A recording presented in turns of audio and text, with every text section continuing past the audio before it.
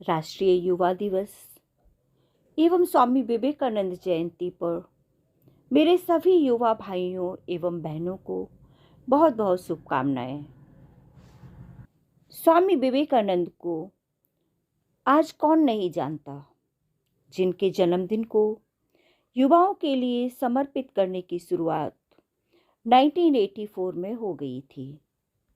स्वामी विवेकानंद जी के काम करने का तरीका भारतीय युवाओं के लिए प्रेरणा का एक बड़ा स्रोत है। वो कहते हैं कि जो बिना अतीत की चिंता किए बिना अपने भविष्य की दिशा में काम करता है, वही युवा है। इस देश का नौजवान जब ठान लेता है तो कुछ भी कर सकता है। ऊर्जा से भरे ऐसे नौजवान देश के हर कोने में मौजूद हैं।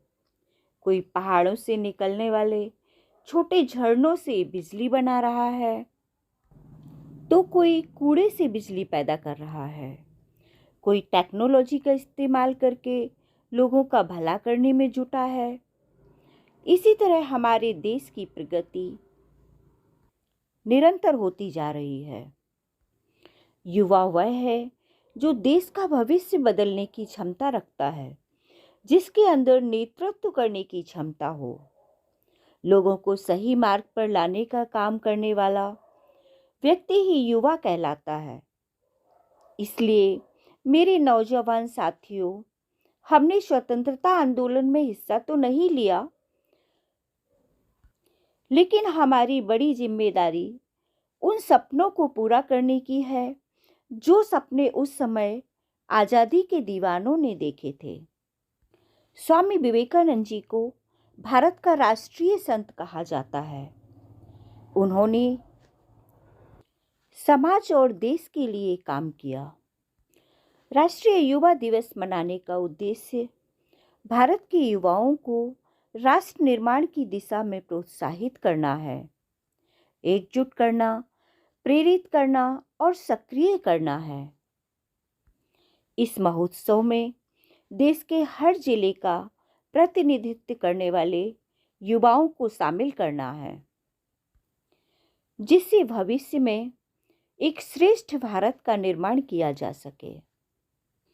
आप सभी लोगों ने स्वामी विवेकानंद जी को देखा है तो उनके वस्त्र और उनकी पगड़ी देखी होगी, वो किस तरह के वस्त्र पहनते थे। इसी को लेकर एक कहानी मैं बता रही हूँ। एक बार जब स्वामी विवेकानंद जी विदेश गए तो उनके भगवा वस्त्र और पगड़ी देखकर लोगों ने पूछा कि आपका बाकी सामान कहाँ है। तो स्वामी जी बोले, बस यही मेरा सामान है। तो कुछ लोगों ने व्यंग्य किए कि अरे, यह कैसी संस्कृति है आपकी, तन पर केवल एक भगवा चादर लपेट रखी है, कोट पतलून जैसा कुछ भी पहनावा नहीं है। इस पर स्वामी विवेकानंद जी मुस्कुराए और बोले, हमारी संस्कृति आपकी संस्कृति से भिन्न है। आपकी संस्कृति का निर्माण आपके दर्जी करते हैं, जबकि हमारी संस्कृति का निर्माण हमारा चरित्र करता है। संस्कृति वस्त्रों में नहीं, चरित्र के विकास में है। विदेश में उनके स्वागत के लिए कई लोग आए हुए थे। उन लोगों ने स्वामी विवेकानंद जी से हाथ मिलाया और कहा हेलो, जिसके जवाब में स्वामी जी ने दोनों हाथ जोड़कर नमस्ते किया। उन लोगों को लगा कि शायद स्वामी विवेकानंद जी को अंग्रेजी नहीं आती, तो उन लोगों में से किसी एक ने हिंदी में पूछा, आप कैसे हैं? तो स्वामी विवेकानंद जी ने कहा, I am fine, thank you. उन लोगों को बड़ा आश्चर्य हुआ। उन्होंने कहा कि जब हमने आपसे इंग्लिश में बात की तो आपने हिंदी में उत्तर दिया, और जब हमने हिंदी में पूछा तो आपने इंग्लिश में उत्तर दिया। तो स्वामी जी ने कहा, जब आप अपनी माँ का सम्मान कर रहे थे तो मैं अपनी माँ का सम्मान कर रहा था, और जब आपने मेरी माँ का सम्मान किया तब मैंने आपकी माँ का सम्मान किया। यदि किसी भी भाई बहन को इंग्लिश बोलना या लिखना नहीं आता तो उन्हें किसी के सामने शर्मिंदा होने की ज़रूरत नहीं है, बल्कि शर्मिंदा तो उन्हें होना चाहिए जिन्हें हिंदी नहीं आती, क्योंकि हिंदी ही हमारी राष्ट्रभाषा है। हमें तो इस बात पर गर्व होना चाहिए कि हमें हिंदी आती है। आज के युवाओं से मैं कहूँगी, युवा शक्ति के पौरुषता पर मत कायरता का रंग डालो, जाति धर्म भाषा के झगड़े छोड़ो, इनसे राष्ट्र बड़ा है, कर्ज उतारो भारत माँ का, कर्ज उतारो भारत माँ का।